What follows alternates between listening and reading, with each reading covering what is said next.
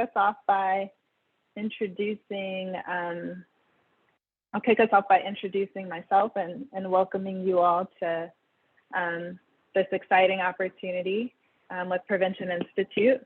My name is Laquana Williams. I'm a program manager with Prevention Institute.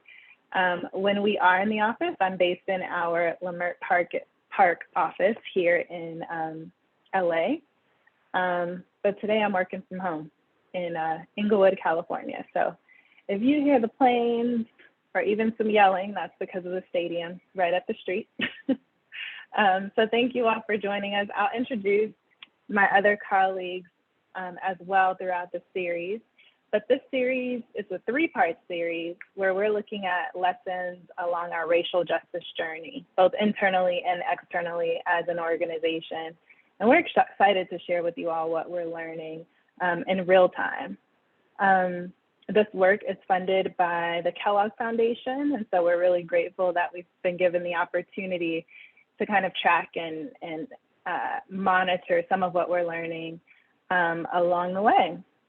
With that, I wanted to introduce you all to our managing director at PI. Her name is Sheila Savannah.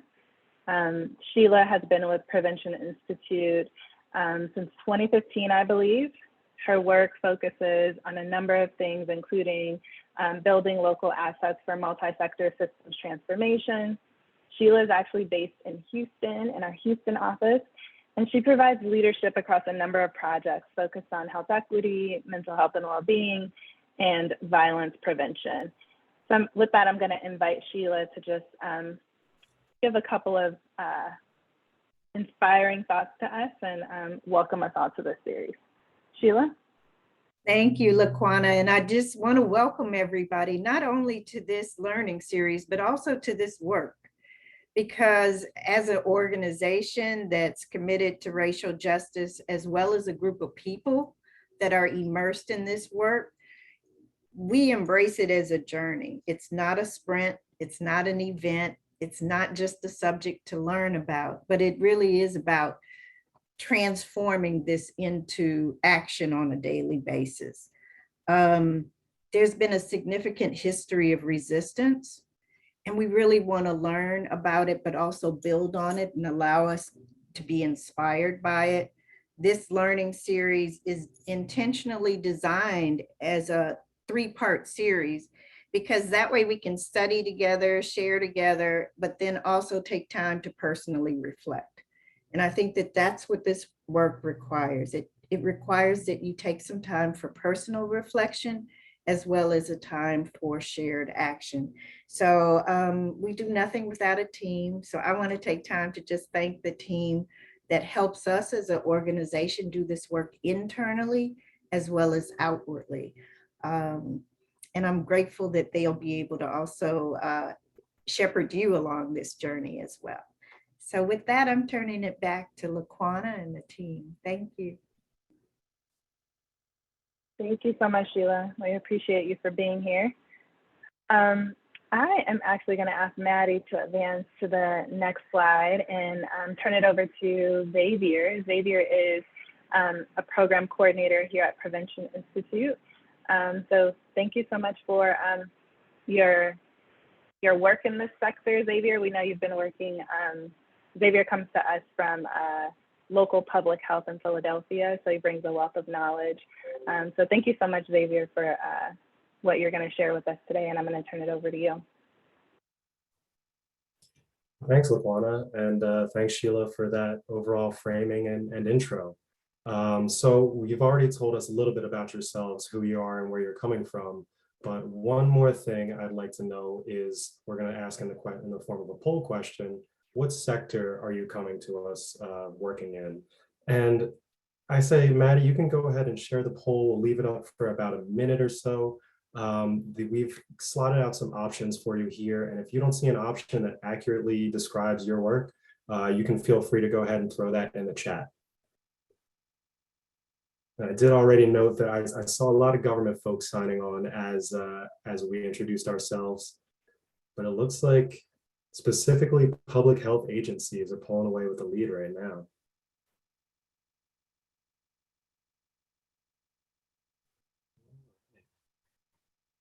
neck and neck, government and public health.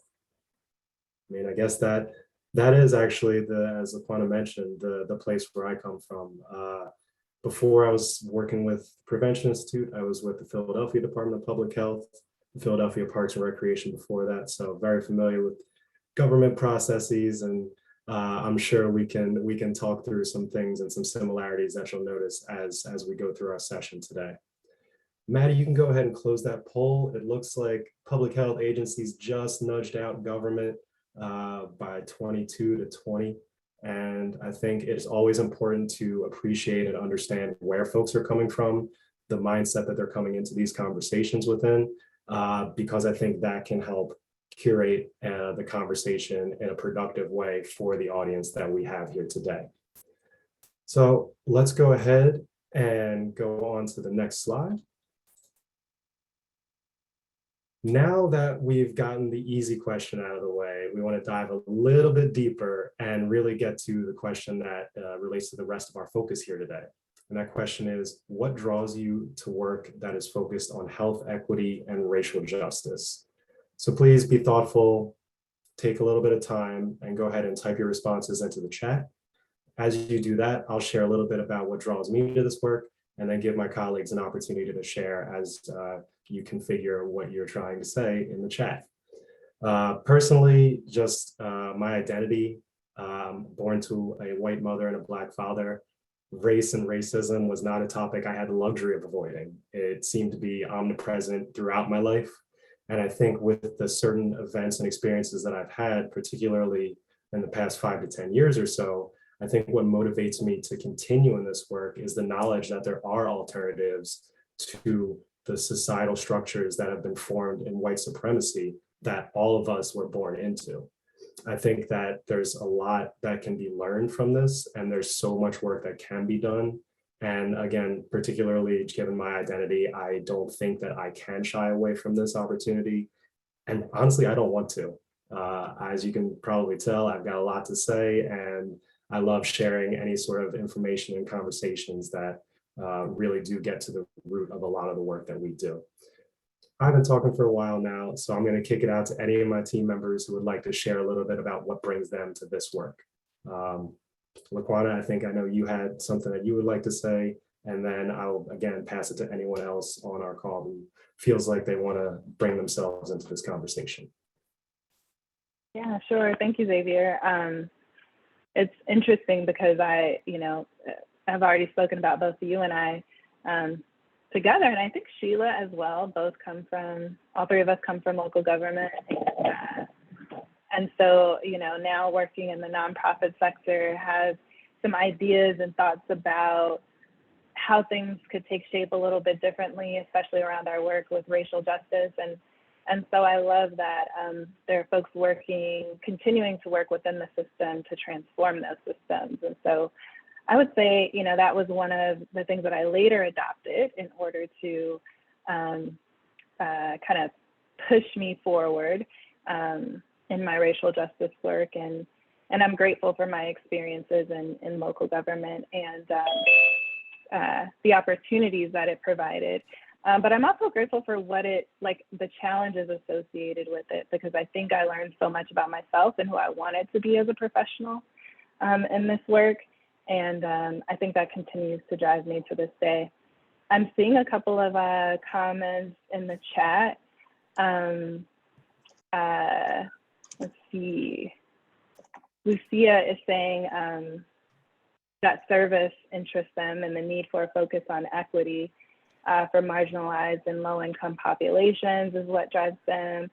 Kimberly is saying that they are motivated by the intersections of their work as a Black and queer woman and the reality that we can and must play a role in the system's change and collective liberation that equity and justice requires. I love that. Very thoughtful, Kimberly. Lots of comments in the chat coming up for that. So I just wanted to draw our attention to that. But I'll open it up to anyone else that's willing to share as well.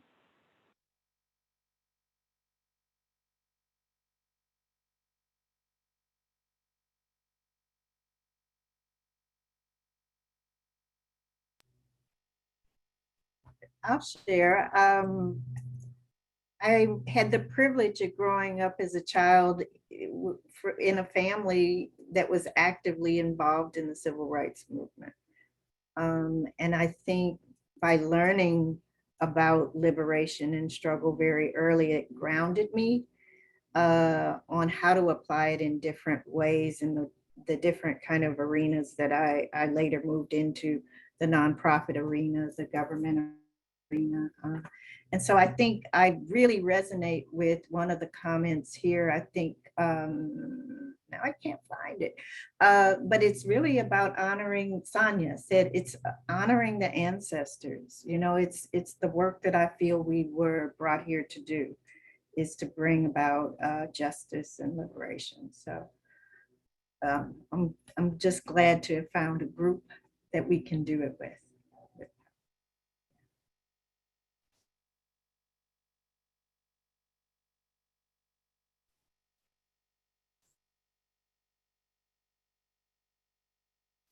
Thank you all for one last. I was just gonna say hold now for one last one, but if no other folks want to share, I'm happy to move on and get into the bulk of what we came here to share with you today.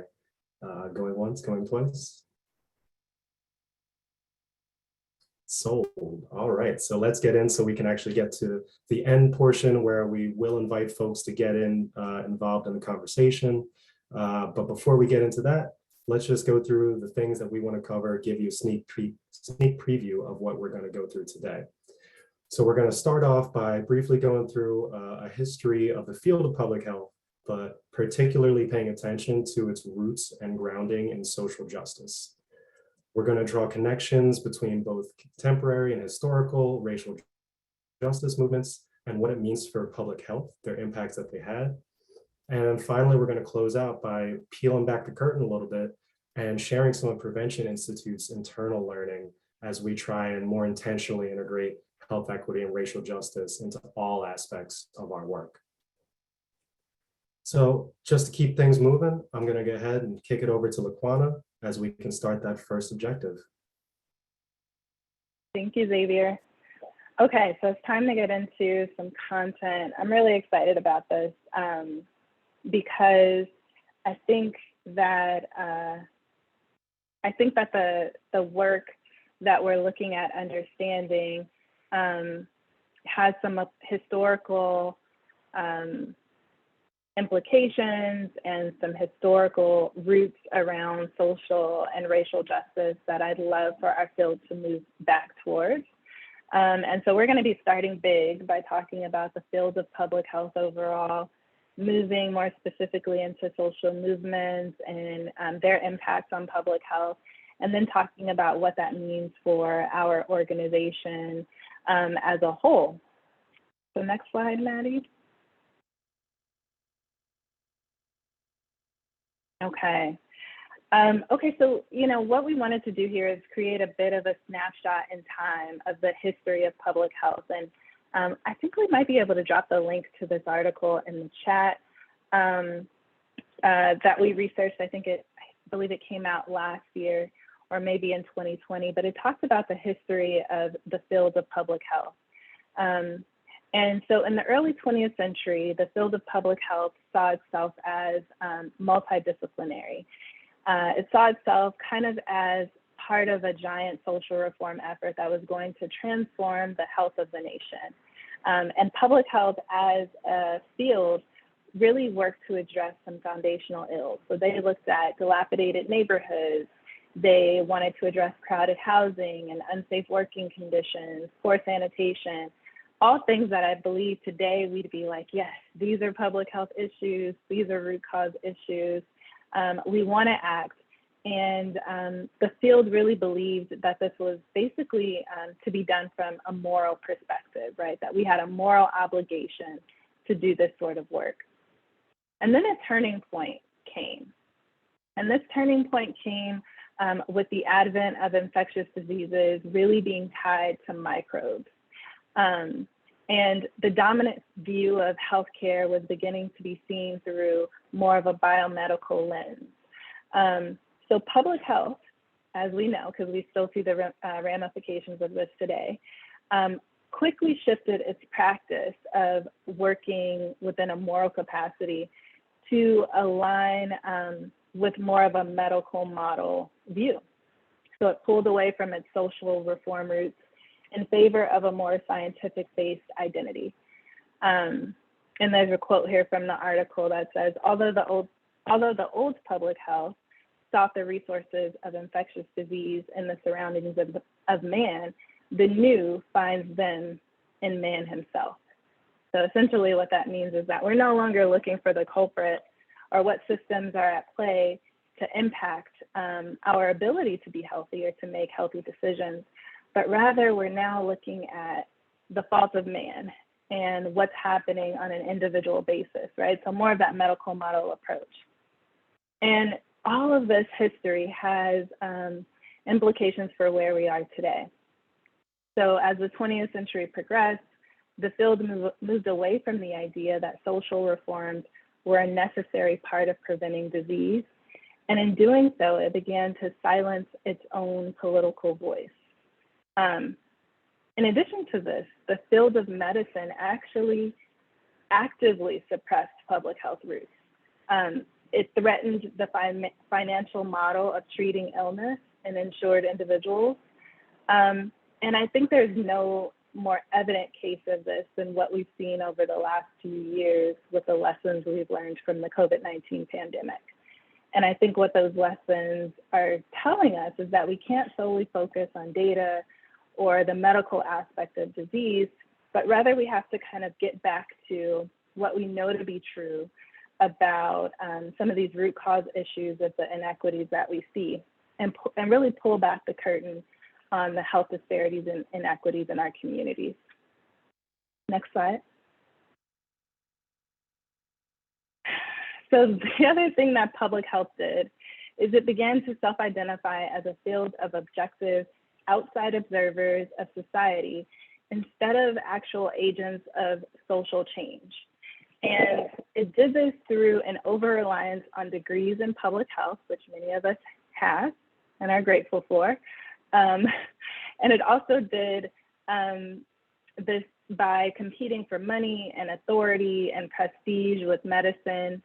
And I think there are so many challenges associated with this because it continues to move the field away from the social inequities and addressing some of the social causes of the issues that we see on a regular basis. I think the flip side of this is that public health is also often wanting to be apolitical. And this takes us to our next slide, where there's a quote from the article that says, in truth, public health is inescapably political because it has to make decisions in the face of rapidly evolving and contested evidence. The evidence almost never speaks for itself, which means the decisions that arise from it must be grounded in our values. And those values should and must include equity and the prevention of harm to others. So given this, we can see where the field has been and the trajectory for where the field is headed. And one of the things that I want to call attention to is how this Kellogg project is really allowing us to move in a direction that ushers in what we are viewing as a new era of public health, how we're wanting to encourage the field to return and reconnect to its roots. And with that, I'm going to turn it over to Xavier to take us through the next slide for a big project that we've been working on under the Kellogg umbrella that seeks to uncover the role of social movements in public health. Xavier? Thanks, LaQuana. Yes, so I'm going to share a little bit of one of the products that we've been working on as a piece of this Kellogg funding. But if you'll go to the next slide, we can go ahead and see the timeline of resistance. So what LaQuana noted was that sometimes the best way to move forward along your journey is to pause, take a look back, and really examine the lessons learned from steps that have already been taken. This funding from Kellogg has really allowed us to take a deeper dive into understanding the relationships between social movements and public health. And as I walk through this section, please feel free to jot down some notes, as there will be an opportunity to provide your thoughts shortly after. So this timeline of resistance, which we have decided to craft in such a way, is really our working effort to record these lessons and impacts from past and current racial and social movements, racial and social justice movements that we've chosen to put into these 4 categories: liberation towards anti-racism, gender and sexual justice, economic and educational justice, and as well as environmental and community justice. We've chosen to construct this timeline through an iterative process, meaning that as we continue to design it, some of these sections are likely to change, adapt, and grow with our own understanding. And in doing so, we're showing you an incomplete product. By sharing our work in progress, this is an intentional choice to deviate from the white supremacy practice of perfectionism before sharing. Now, in no way am I saying that these are the only 4 categories that social movements fit into. These are just the 4 that we have chosen based off the bulk of the research that we have done and in the specific places that we have the ability to affect. So within these 4 categories, there are 2 additional layers that you will eventually be able to click through once the final product is released. And what I showed you here is these 4 categories.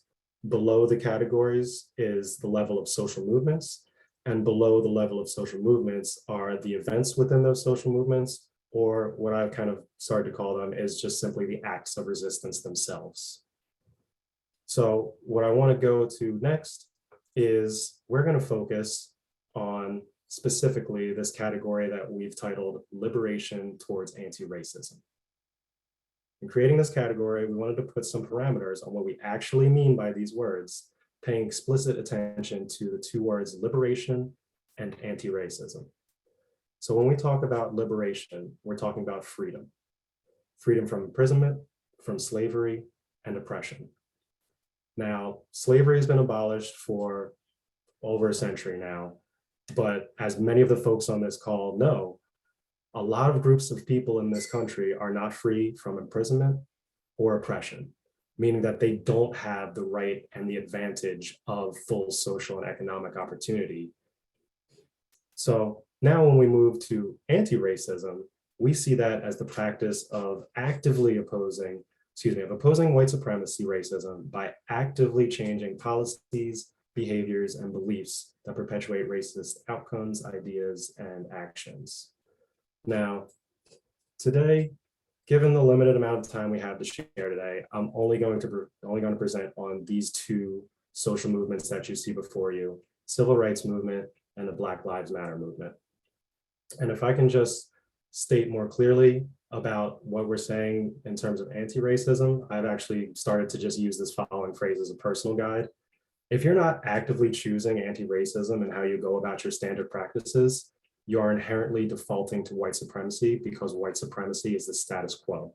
That is the way that is the structures that we have all been forced to live under, because the alternatives have not been given a chance to get fresh air. They have not been given a chance to live and thrive.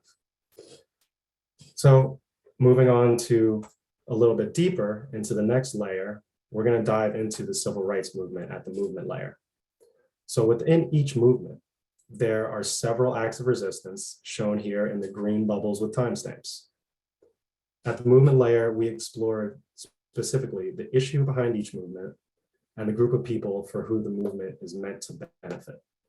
When it comes to civil rights, we're talking about policies not matching the changing society at the time, as African Americans were technically free from slavery, as I mentioned, but not at all from oppression and exclusion from full social participation. Today's call, I'm just going to be focusing on that one you see with an asterisk near it, the Montgomery bus boycott, as it illustrates the impacts within the greater civil rights movement. Now, as we move on to this next section, just a slight disclaimer, this is in no way meant to be a history lesson. Many of you on this call may know much more about these specific events than I do. We're not talking about the facts necessarily. What we're talking about is trying to capture the issue that led to this act of resistance, the act of resistance itself, and the impact that it had for the greater movement. Specifically for the Montgomery bus boycott, we're talking about the Jim Crow laws that segregated everything, but specifically we're talking about segregation of public buses. The act of resistance of the bus boycott came following Rosa Parks' arrest for sitting in the whites only section, where local African-American organizers and church groups called through many different forms of media at the time, newspapers, bulletins, speaking in church, and different community events, to call for a boycott of the system and its unfair practices. Now, the initial intent of this boycott wasn't even full integration. It was to have fair treatment of Black folks on the bus and to have more Black bus drivers who were on the Black bus routes, because as we know, they're likely to be kinder to those who look like them at the time. The impact of this bus boycott, it cost the system a lot of money because about almost 3/4 of its riders were African American. And this act of civil disobedience elevated this issue all the way to the Supreme Court, which eventually ruled in favor of full integration of public transportation. Now, this was put to the test later down the line, but I'm not going to get too far into it because I think the point here is when you want to make some change, the one way to get to do that is by affecting people's pocketbooks, because capitalism has been dominating this country in particular for a while through many different faces, but money still makes the world go round.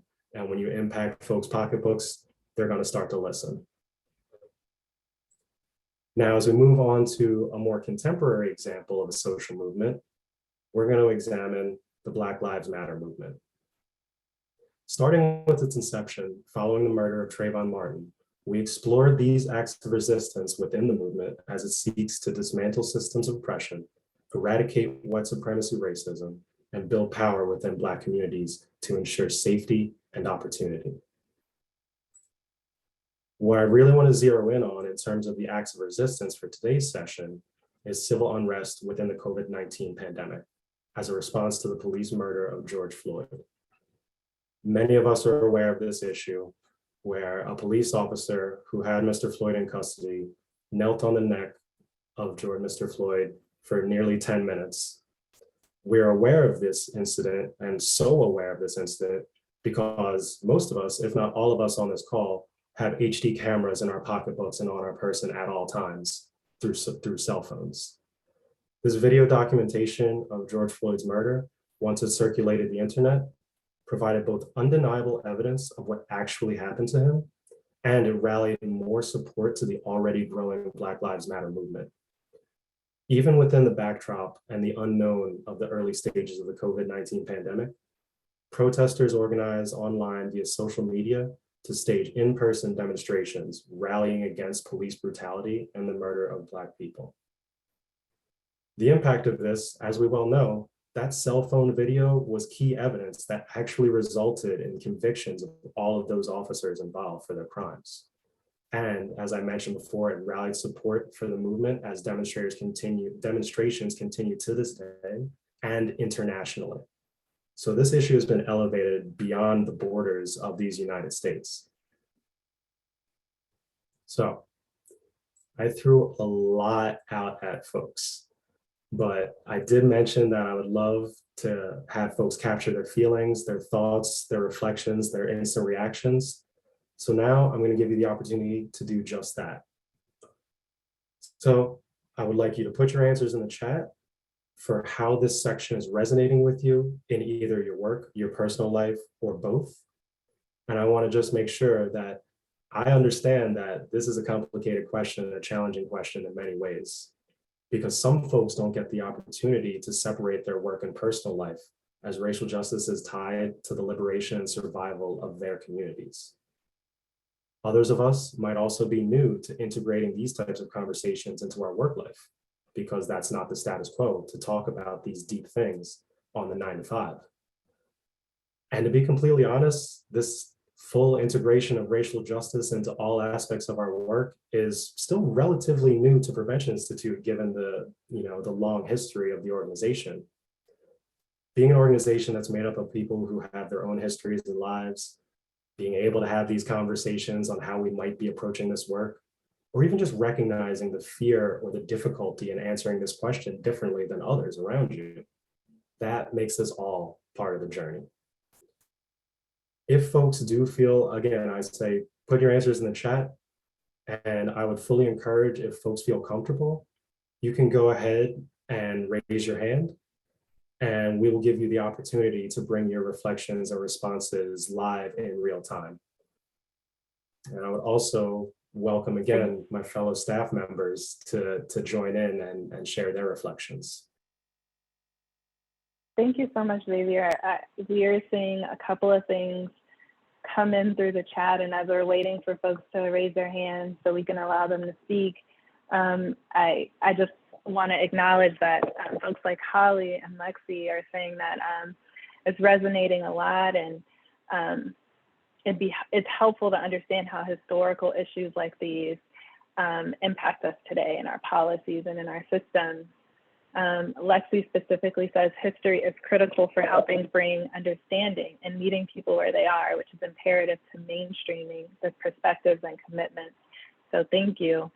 As Xavier mentioned, this is a lot of content to unpack. And the fact that it is so specific to some of the ills that we've seen in our society based on race and racism, we recognize that there's some breathing room necessary in all of this. And I think it's important to take that as appropriate. So we'll give you all that time to do so. Keep throwing things in the chat. And Maddie, Xavier, do we have any hands raised for anyone who wants to speak?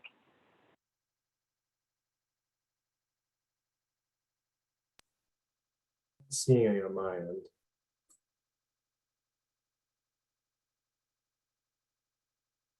Okay, I don't think we're seeing any hands raised, but lots in the chat. Mariko is saying that it's very aligned with their work and personal life. I think you're Sonia in Vasquez has Seattle. raised their hand. Oh, okay. Go for it, Sonia. If you're able to Sonia, welcome. unmute, let's give this a try. Can you hear me okay? Loud and clear. Perfect. can Yeah, hear I was struggling with how to write this because I mean, honestly, it's challenging. It's hard to reconcile that we haven't moved very far in providing respect and dignity to people of color, especially Black people, right? And I think, you know, I'm in a government setting and new to a government setting. I've spent 25 years in nonprofit work and just made the transition at the end of last year. And I think it's challenging to be in a setting that, while it is attempting to address these issues and allow people to have their feelings and communicate and discuss, have these discussions in our work, it's still within the government confines, right? And so it's challenging to like take your hat off some days and you know, remind and I apologize, I'm getting a little emotional about it, but like these are emotional things, right? And it's hard to like separate. It has gotten harder, especially in my work, for me to separate like what is personal to me and what is my work, because it's all the same. Thank you, Sonia. I really do appreciate Sonia. Yeah, I appreciate that last point in particular, because that showing your emotions in a quote unquote professional space is frowned upon in terms of standard practice. But you cannot, like you said, you cannot separate yourself sometimes from the work that you do. So thank you for that. Lots of love in the chat for you, Sonia. I think folks are saying thank you for sharing. We're here with you. I'm really excited we have this space to lean on each other, because this is not easy work at all. And it is, you know, I don't necessarily think there needs to be a huge distinction between what we value in our personal lives and what we put forward in our professional ones. And so for those of us carrying that, do it with integrity and humility, and continue to show up. So much in the chat, I can't even read fast enough. So Chat's blowing up. it looks like we have another hand. Yeah, we'll take one more hand. There's a hand from Lucia Gonzalez. Maddie, if we can get Lucia on the line, that would be great. You're good, Lucia. as I listened to Sonia and I was looking at and just thinking about how do you really separate, or can you separate work and personal life? And the only way that I managed to do this is by looking at things from an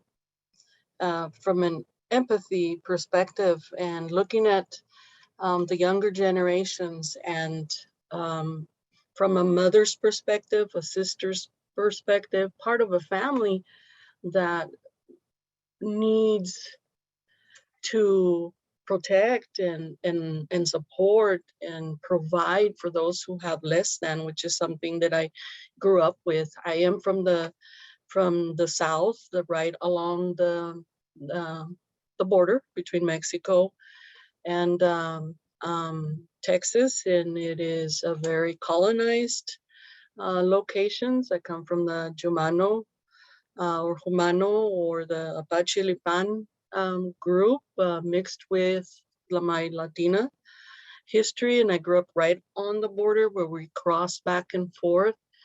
And the only way that I can kind of separate many of these things is through the issue of empathy and family, and taking a look at a perspective, you know, when you hear somebody's, you know, crying out to their mother, or their mother should be here, or their sister, their brother, family should be protecting them.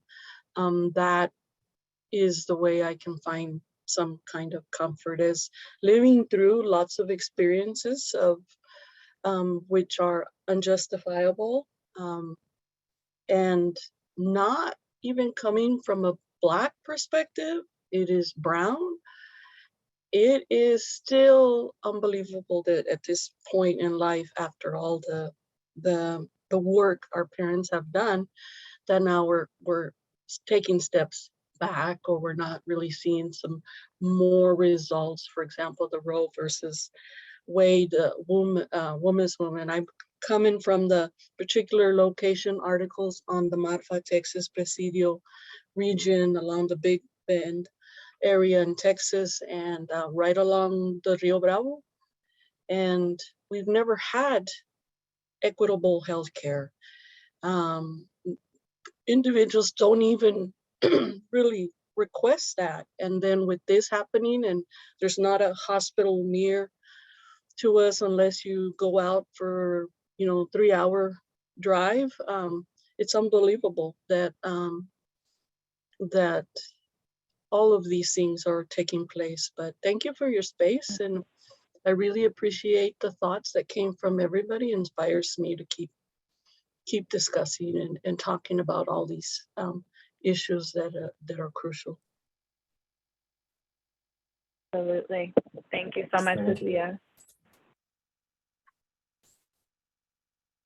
Okay, we're gonna keep moving. So much more to unpack here, and I encourage you to continue thinking throughout the remainder of the session about how this work resonates with the work you're doing and the work you want to be doing moving forward.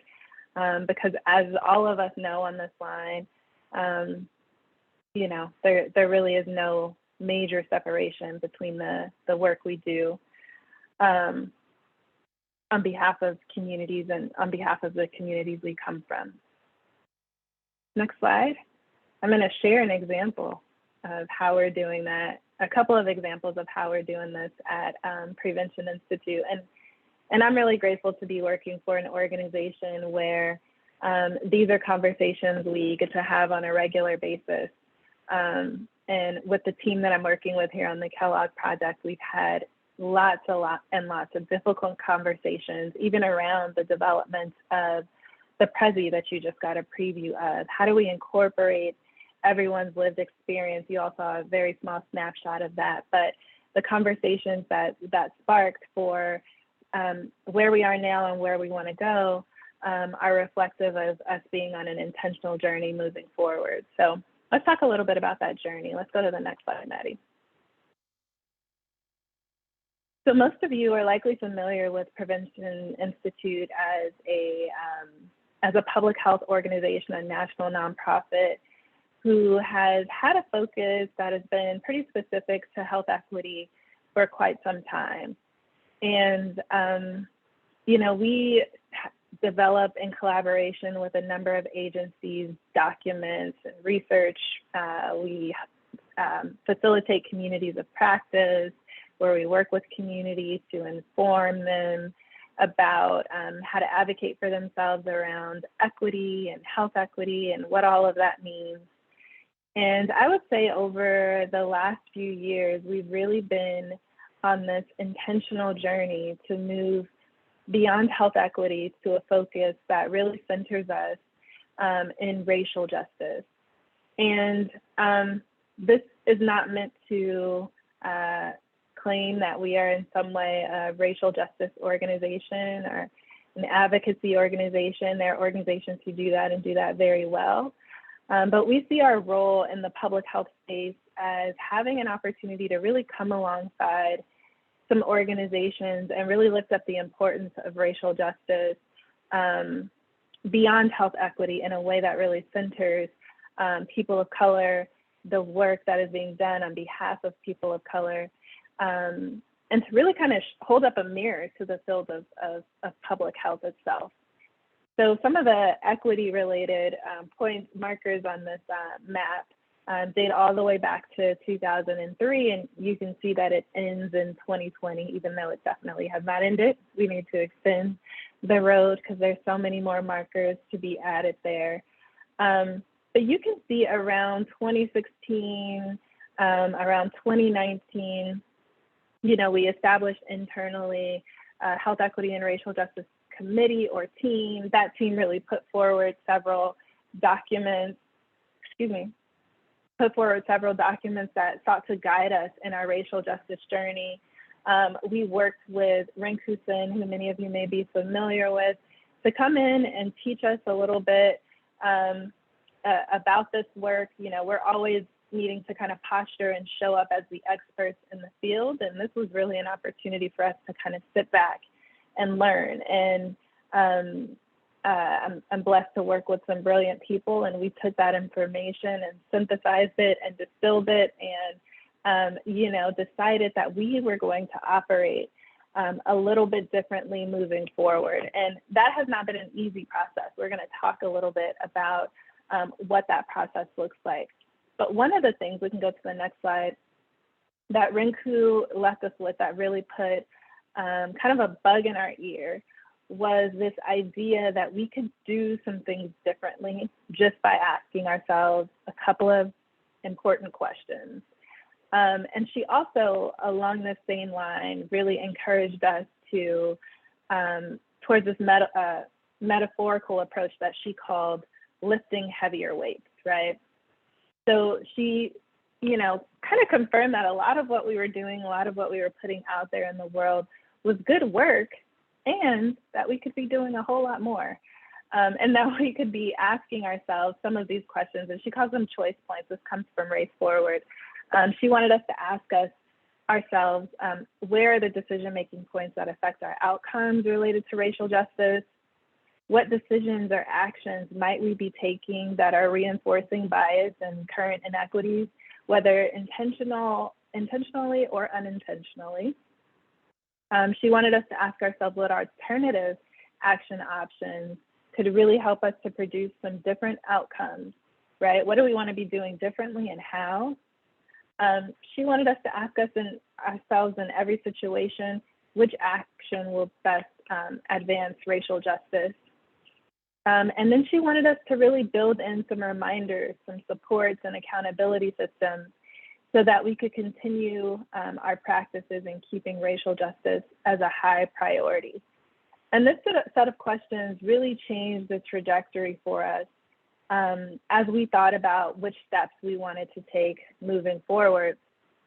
And one of the things that we did was we developed, this is on the next slide, Maddie, we developed what we called a racial justice roadmap.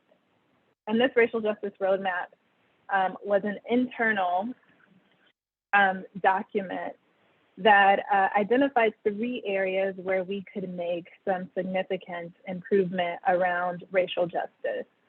And the roadmap was designed from a compilation of interviews and written materials that we'd received from staff about what we could stand to gain if we became much more intentional about racial justice.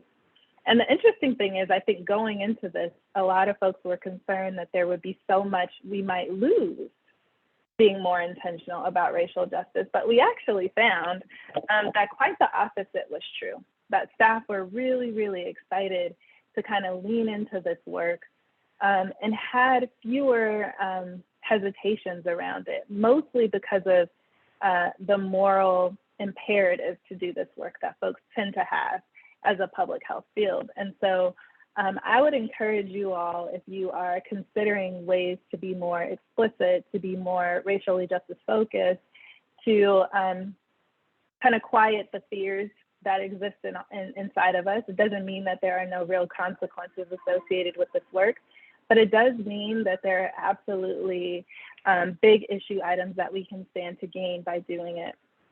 So staff insisted that we wanted to have materials to support the public health field to work more deeply and effectively at the intersection of health equity and racial justice. We wanted to be able to go out into the field and speak more intuitively and more confidently about that work. And so we made some efforts to do that and strengthen our capacity around that. We also wanted to show up a little bit differently externally. So we wanted to strengthen racial justice as a core approach in our framing and in our communication, right? So we wanted people to, you know, when they interact with us, and we have a long history as an organization, but we wanted to be clear about who our audience is.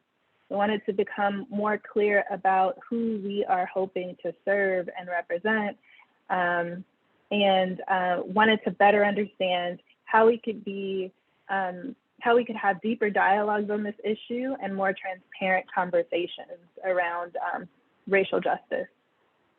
And then finally, we wanted to enhance our staff capacity to embed a racial justice lens across all of our projects. So this looks like, you know, not just thinking about our project work and what we're funded to do, but any changes that need to happen internally around our administrative practices, like who we hire and how we hire. We wanted to create more equitable opportunities for learning and distribution of our racial justice projects, and so much more. These are some of our successes, which I'm sure you all were super excited to come today and learn about. Okay, what have you done? Tell us, how did it work? And we have a long list, a laundry list of accomplishments that we could share with you. But we also think that it's important and want to value some of our transparency in this work too, because the work is not easy. And we know that we have opportunities for growth as well. Next slide, please, Maddie. So our opportunities for growth include a couple of different internal pieces and external areas. This list is by no means exhaustive. But internally, we're looking at practicing and normalizing transparency and accountability, and really course correcting in real time. And this is challenging because we're an organization who, when we show up, people expect us to have all of the answers, or even look like we have all of the answers. And sometimes we do, but oftentimes, especially when it comes to this kind of work, it's more important to remain humble in sharing that we don't have all of the answers. So that piece of transparency and accountability and being able to flip on a dime, to course correct when we realize something isn't working well, is important for us. We're also understanding where there are opportunities to really step up and where there might be opportunities to step back, right? When do we need to create more space for others' voices? And how do we do that in a way that uplifts them and centers their work? And as I mentioned, wanting to be more specific about our audience, right? Wanting to make sure that the language we use, that the materials we develop and put out there into the world are accessible by all. So, you know, as you know, anyone in our audience would have the ability to pick up some information from us and explain what this means to, you know, a grandparent or someone who may be a first generation may be a first generation college student, right? So across kind of the lifespan. And then externally, we are wanting to really bridge health equity and racial justice needs between our consultant partners and our learning communities. One of the things that we're finding is that there is some fear of exposure that stems from our work really being politicized, work around health equity and racial justice really being politicized, and wanting to build some greater awareness of the regional approaches to health equity and racial justice. So we recognize we're a California-based organization. Lots of folks are like, all right, sounds good. What y'all are doing is great over there, and it's not gonna fly here in Texas per se, right? So wanting to, really work in a different way that explores how our approach might shift and change given where we are. With that, I'm going to pause and see if there's anything coming up for the audience that we can respond to before we get into the next segment of this work. Maddie, let me know if you see any hands raised. Lexi, you're saying that in Colorado, you'd love to be better connected to progressive public health folks in California. Absolutely, we'd love to be connected as well. And anyone in the space, please feel free to connect with Lexi. Holly is saying you found that a lot of your work, people are looking for the answers that more times than not we don't have. We're all growing and learning, exactly. And that's why it's so important for us to commit to being on a journey, and not just a journey where we're intaking information and learning and processing, but one where we're also putting back out into the world what is most important, so that we can maintain that transparency and accountability. Thank you. Okay, I'm not hearing anything about hands. So what I'm gonna do is transition us to the next piece of this segment, which is going to be, you all will have an opportunity to kind of hear from two of our staff members, Sana and Ruben, who are gonna share with us. We're gonna dive a little bit more deeply into some of the growth opportunities for PI as an organization.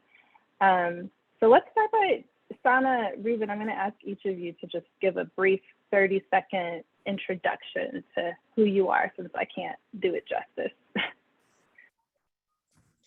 Sana. Sure, I was about to say after you, Ruben. Thank you, Laquana. I'm Sana Shahimi. I am Prevention Institute's Policy and Advocacy Director. I am based right outside of Washington, D.C. on stolen Piscataway land. And I've been with Prevention Institute for coming up on 19 years, ever since I got my my public health degree. So I've been part of the organization for a really long time, and am really excited to share kind of the evolution that I've been able to be a part of in that time. Ruben. Thanks, Sana. And I'm Ruben Gantu. I'm an associate program director at Prevention Institute. I'm part of our safety and well-being team, working at the intersection of community safety and preventing violence, trauma and resilience, and mental health and well-being. I've been at Prevention Institute for a little over 6 years, but before that, I've worked at a number of other public health organizations that focus on equity and justice. Awesome, thank you so much, Sana and Ruben. So we're gonna have a bit of a fishbowl discussion where you all have an opportunity to just watch us field some questions back and forth. You all can type some questions into the chat. Sheila is still on the line, so Sheila, you can feel free to jump in at any moment as the questions are coming. So the first question I have for you all is, you've both been really engaged in public health work for combined several years, several decades together. Ruben was like, don't say I've been working on this for too many decades. And you lead you lead in different capacities within our organization. And I'm curious to know, can you each just take a moment to describe what you're currently bearing witness to at PI around racial justice? Yeah, so I'll go ahead and start. I think one of the things that PI is very interested in doing, kind of to take a bigger picture view first and then zoom in a little bit. We're seeing an evolution of what we consider to be public health and the public health ecosystem.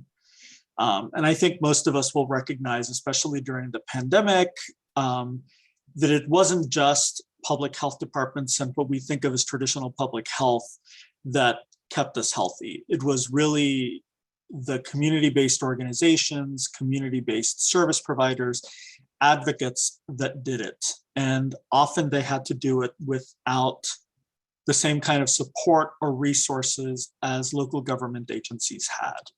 And those are the groups that really were able to do the work in communities, particularly intentionally disadvantaged communities, because they're deeply embedded in them, right?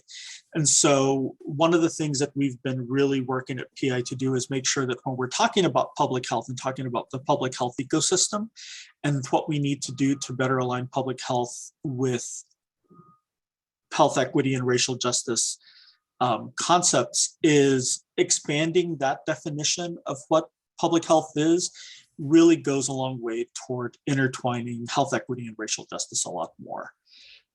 Another thing that I'll note is that we've evolved to a place as an organization now where most of us won't talk about health equity without also bringing racial justice into it. And we're increasingly making sure that as we start talking about race as a driver, race and racism as a driver of inequities and disparities in our communities, we also need to include race as part of the solutions. You can't talk about it as kind of a driver of what's going wrong without also including it as what we need to be doing to improve things in our communities. We're incorporating this approach a lot into projects that we're starting, including it from the beginning, to make sure that it's kind of baked in from the start so that we can grow and so that we can kind of grow our engagement with health equity and racial justice as we evolve as an organization.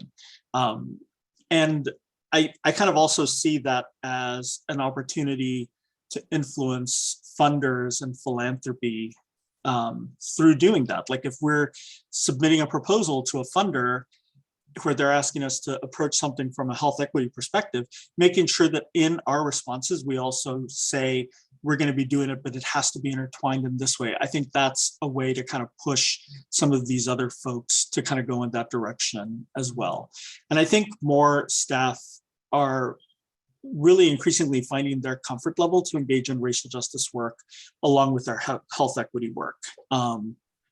And by that, I mean, like specifically, I'll say that it's becoming the kind of thing where it doesn't just feel like it's something that staff members that are people of color are the ones to engage with. I think we've oftentimes seen that, felt that in places where, you know, if we need to talk about race or we need to talk about racism or anti-racism or white supremacy, it falls toward the people of color at the organization to do that work. And we're really strongly moving away from that being the way that we approach things at PI and really building everybody's comfort level to be able to engage in those issues together.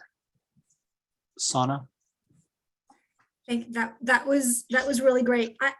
I want to come back to this notion that you've now heard several times of this being a journey.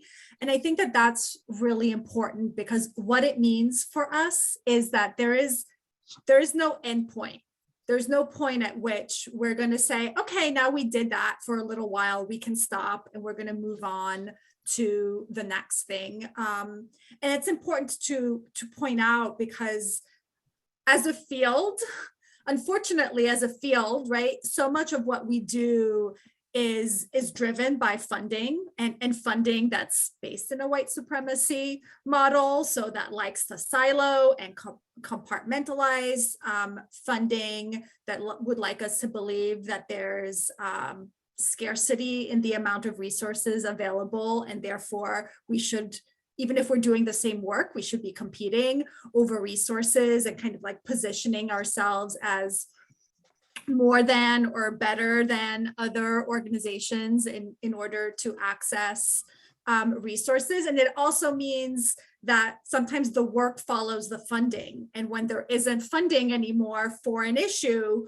you kind of move on perhaps as an organization. And that's not what this work is about for us, which is why, we had some conversations when we determined that we were really going to be much more intentional and much bolder and more forward-facing about integrating racial justice across all of our work, that we were going to do so even knowing that we were probably maybe going to lose some funding or lose some longstanding partnerships, and that was okay with us, because that was not what we wanted.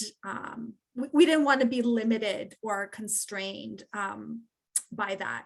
And then I'll also share that this is something that we are increasingly integrating across all of our work, right? It's about our internal policies and practices, like how we put out our job announcements and what we say in our job announcements, what we ask in our interviews. If you know anyone who works at Prevention Institute and they've ever told you about the interview process, it's extensive. We ask a lot of questions. We realized we needed to ask completely different questions if we wanted to grow and evolve. It's about the projects that we take on. It's also about the projects that we now say no to Ruben's point, that we're going to be really upfront, that we have a point of view, and that we're not going to contain that point of view for the comfort of the organization that might be that might want to hire us, and that it's really showing up in our policy and advocacy work and who we partner with and the kinds of stories that we want to tell and the kinds of positive narratives that we want to contribute to as an organization, or that we have the responsibility to contribute to also as an organization.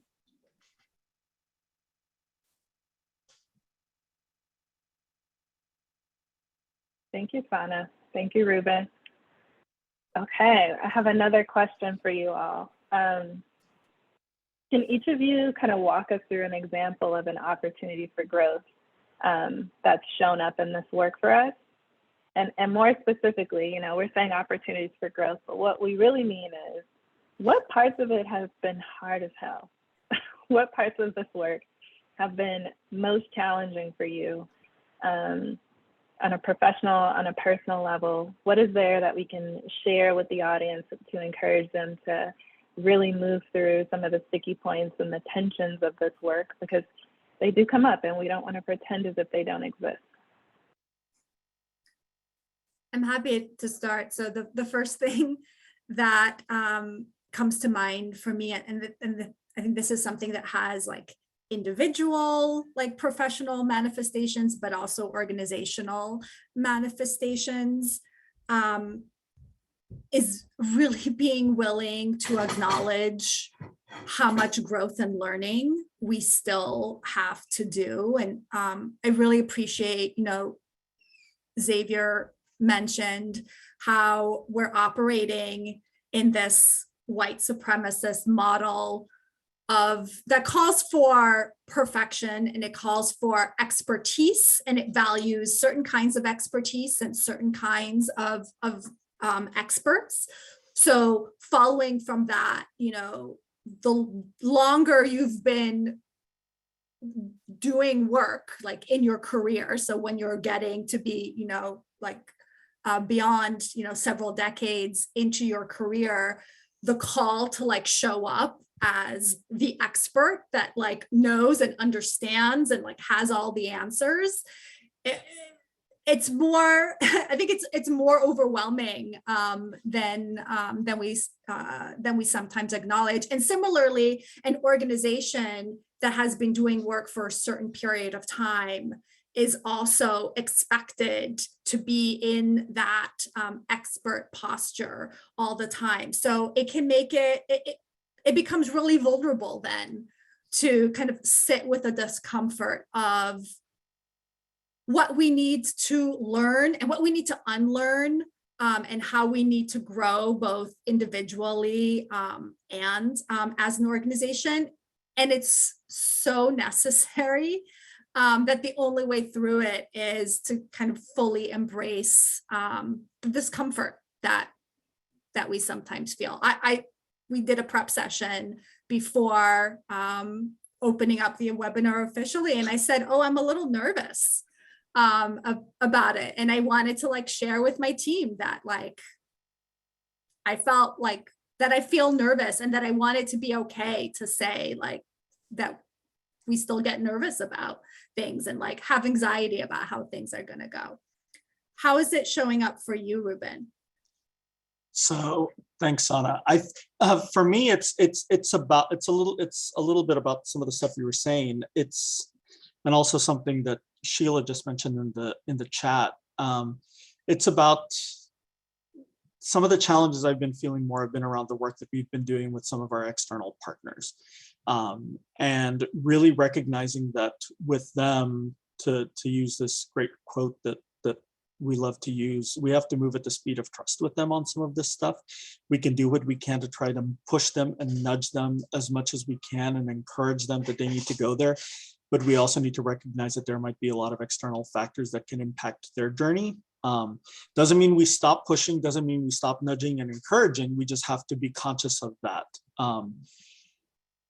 But also being able to recognize those unanticipated and anticipated barriers and challenges. I'll give an example of a short-term project we did last year with a county health department in a red state, but this county health department was kind of purplish. Like it was somewhat progressive in some ways, a little bit conservative in other ways.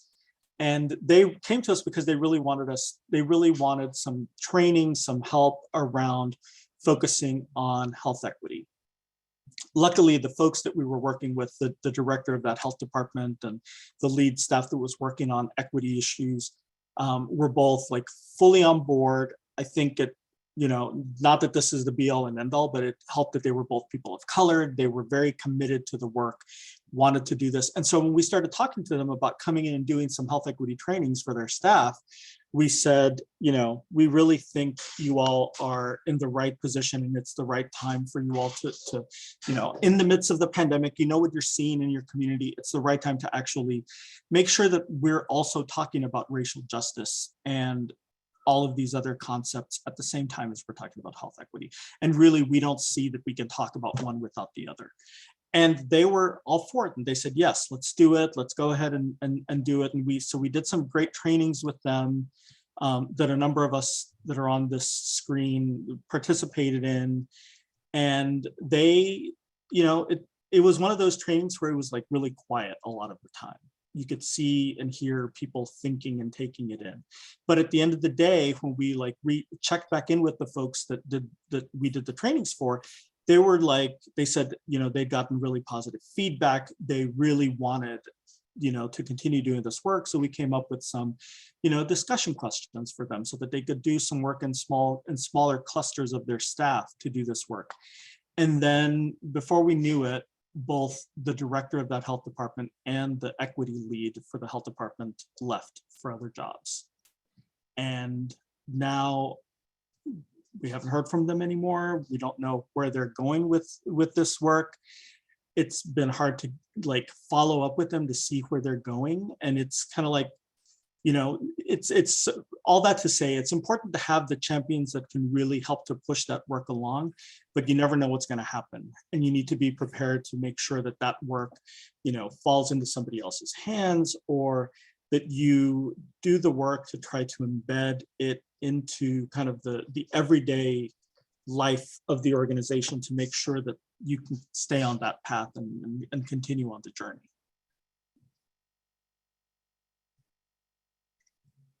Thank you, Ruben and Sana. I mean, I think what that brings up for me is, I was having a conversation recently with a colleague who said, a lot of folks in local government, a lot of our partners are saying, hey, hold on, we're just getting a hold of this equity thing. And now you want us to do this racial justice thing. And my response to that was like, it's not another thing, right? Like, if we think of it as another thing, that comes with a whole set of issues. And really, it's work that we should be doing all along. It is work that should be intertwined with our everyday practices. And for the folks who think that they're already doing the health equity work really well, if there are still health disparities in those communities, the health equity plans and whatever else is being developed is not necessarily, it's not working. We got to do something differently. And so, that I think our language around this work as well is super important, right? That racial justice work is not a layering on top of, right? Now you have to do this thing in addition to everything else that you're doing, but rather a lens through which we see an opportunity to do the work more proficiently and more succinctly, right? And that takes time and energy.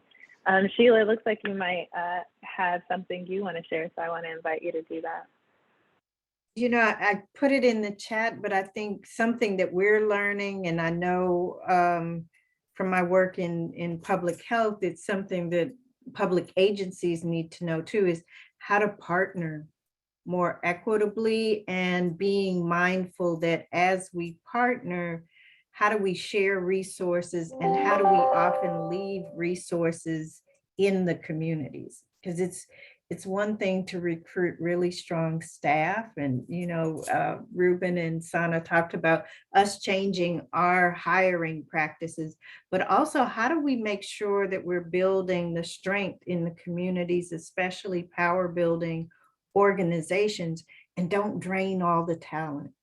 And so to me, that's just kind of a tough balance and tension to always hold too. Mm-hmm. Thank you for sharing that, Sheila. One of the things that I've also been in the business of practicing is, recognizing that everybody is not coming, right? Like, everybody's not, like, I'm not in the business of changing hearts and minds. I'm in the business of increasing education and awareness around the issues, but I am not in the business of trying to change hearts and minds. And so that means that some people, even in this journey, some organizations, even maybe organizations you find yourselves in, not telling anybody to jump ship. I know Beyonce just came out with a new album and a new single. And what did she say? Something about leave your job. But we're not all Beyonce. Release your The point trade. I'm wanting, you got it, Ruben, thank you. The point I'm wanting to make is that, we do have to recognize that not everybody is coming along with us. And regardless of that, we have to have enough fortitude to continue to move forward in this work for ourselves. And I love that each of you are sharing that, and that so many of you are sharing that in the chat. I have one more question for you all before I turn it over to our audience. I just want to ask, can you describe what you've seen regarding the role of recognizing our opportunities for growth? And then can you talk a little bit about what you're envisioning for Prevention Institute, maybe in the next 5 years as it relates to racial justice? Yeah, I'll go ahead and go first. So building off of some stuff that Sana and Sheila both just said, I think the way that we've been able to change some of our internal practices, especially when it comes to hiring, has been really helpful for us. We've not only changed like how we do our interviews, but I think, doing things like being more transparent in job postings, making sure that we're talking, putting equal weight on lived experience as we do on degrees and credentials, being transparent about salaries and benefits and things like that has really helped us to be able to build our staff out in a really positive way. We've been able to recruit some great staff. Even during the pandemic, when it's been difficult to like find staff, we've been able to get some incredible new folks on our team. Xavier and Maddie here both are like hires that have come on board at PI during the pandemic. And with all the challenges that come with that, they and others have been able to come into the organization and bring a really strong commitment to this type of work with them. They're helping us change, and they're helping us to stay on that path in a lot of ways. And I see more of that happening over the next couple of years. And I also hope to see that our funders and partners embrace this approach a little bit more fully. I think, through our gentle nudging and encouragement, and sometimes not so gentle nudging and encouragement, I think we should be able to do that. We have to be able to walk the walk instead of just talking the talk, right? We've seen so many people talking about how racism is a public health crisis, but we need to move beyond just saying that and actually doing something about it. And there has to be more partnership between public health and those leading the movement. And that's what this project and what Kellogg is funding us to do. And you saw a little bit of that from what Xavier shared earlier. We need to see where and how public health can learn from the racial justice movement so that we can widen our path so that everyone can be part of that journey, so that everybody can join us on that path. Sana?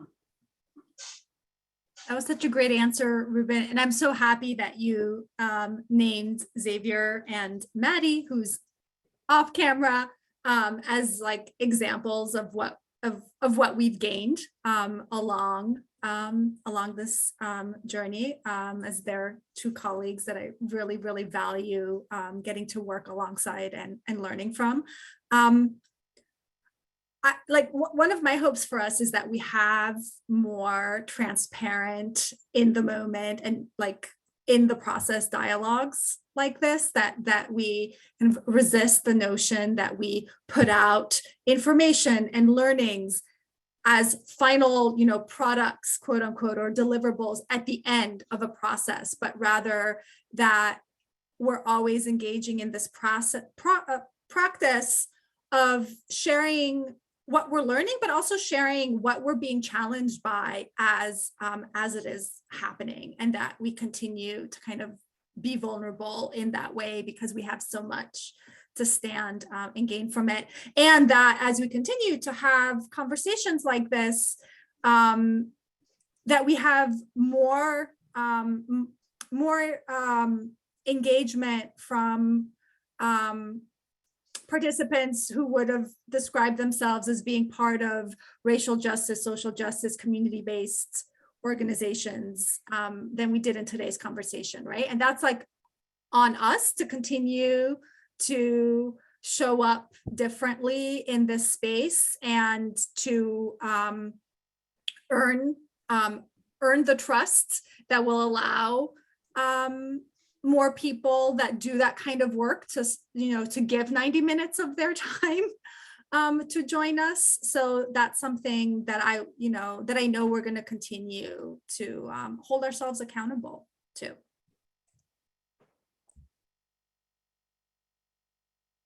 Thank you, Sana and Ruben. Sheila, did you have anything you wanted to add there? No? No, I just think it's been really thoughtful and things to think about. Yeah, thank you. There's so much more I'd love to share, and so much more that I think we all as an organization want to share, which is why we made this a 3-part series. So we hope you'll join us for the remaining 2 sessions. But I wanted to open it up to participants in the audience to ask us questions, to share comments with us. What's coming up for you related to what we've shared so far? And you can type that into the chat. You can also raise your hand and we can work to unmute you. Anything coming up for folks?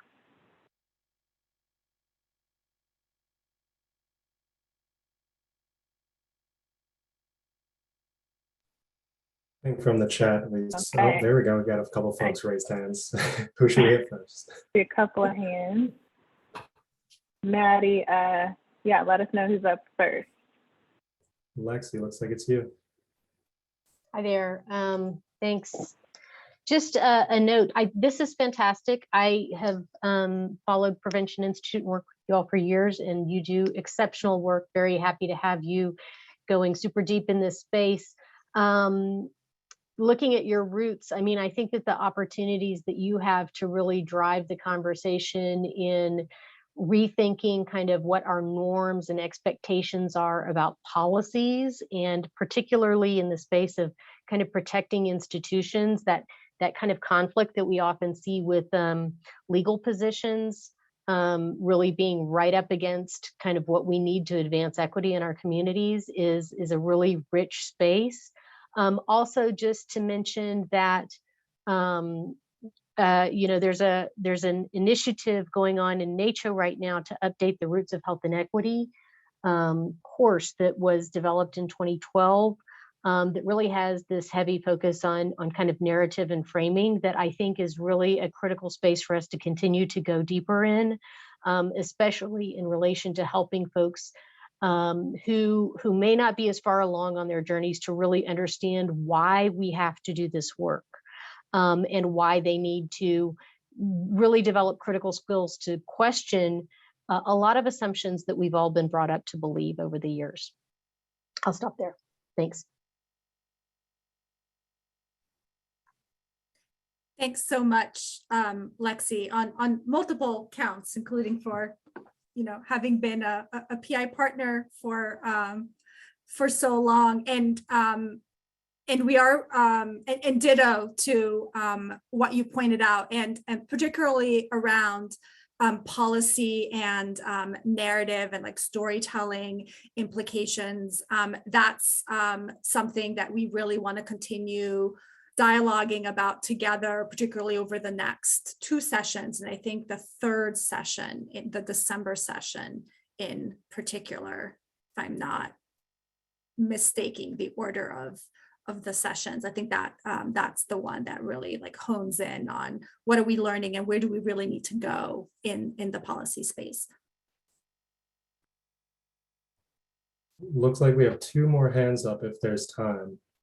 I guess let's go to Holly N first. Both the Hollies are here. So I'm gonna promote. Oops, sorry, I pressed the wrong button. Holly, you're up. Thanks, Xavier. My question is around like internally, your centering of racial justice, racial equity, and like in relationship with each other on the team and within Prevention Institute. I'm from the Public Health Institute State of Equity team, and we're really also beginning to center racial justice concretely in our work externally, but also within our team, and trying to understand each other's and work with each other in ways that we haven't before to center BIPOC staff.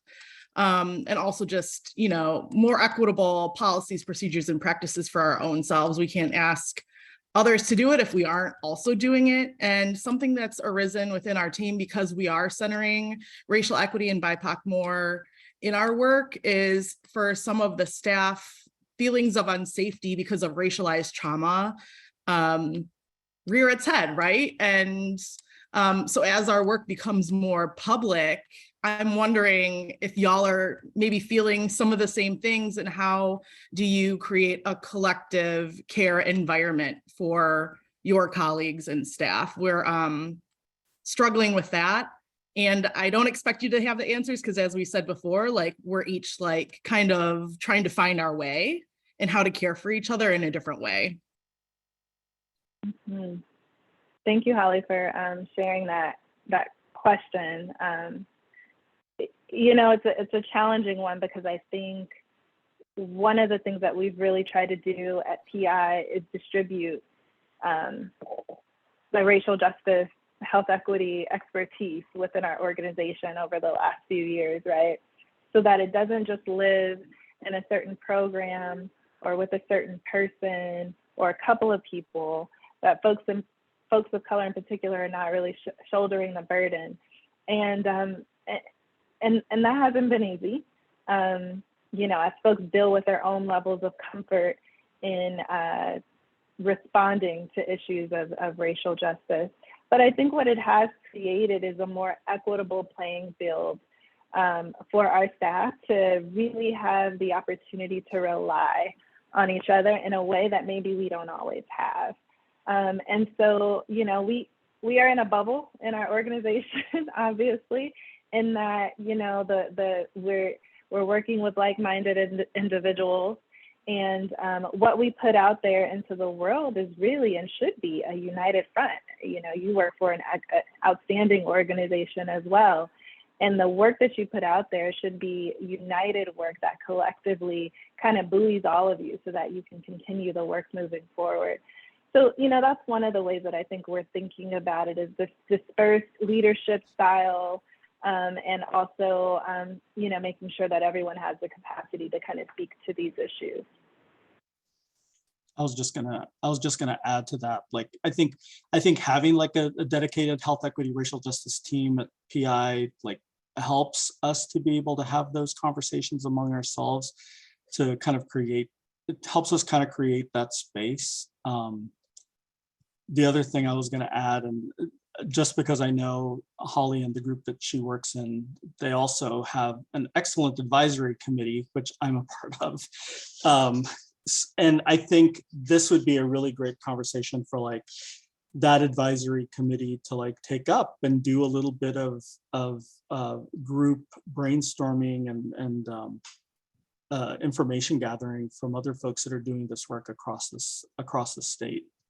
I think it would be great to like build some collective intelligence among us about how to deal with those things, especially as things continue to get so much more,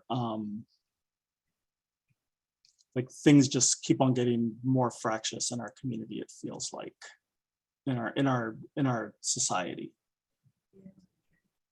I'm conscious of time, but I also want to say we had to create brave spaces in addition to safe spaces. And so by no means do I want to, for us to convey that it was easy at every moment. And it's something that I think we still continue to revisit and check in with staff on how they're doing in our journey. So I think that's one of the reasons we articulate it as a journey, and as choosing the weights that we can lift at any moment, because I think you have to be realistic about what size weight are you able to lift at any moment. Absolutely. Thank you so much. Holly, I know we're out of time. There was two Hollys, but second Holly, you're not second, but I missed your last name. I'm sorry, Holly. Xavier suggested that you shoot us your comment or your question, and we'll hopefully get to it, and we'll definitely get to it and follow up. I want to turn it back over to Xavier to wrap us up in the next minute or so. Xavier. All right, folks. So thank you all for coming out virtually to support us.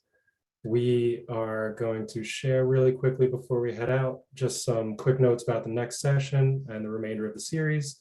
So the next two sessions will be, again, this is a bi-monthly learning series. So we will have Thursday, October 20th, same time, and Thursday, December 15th, we will close out, as Sana noted, with some policy notes. How do you actually make these policies that will advance racial justice and get to the goal of health equity? Because as we all know on this call, you cannot have health equity without racial justice. It's just not a thing.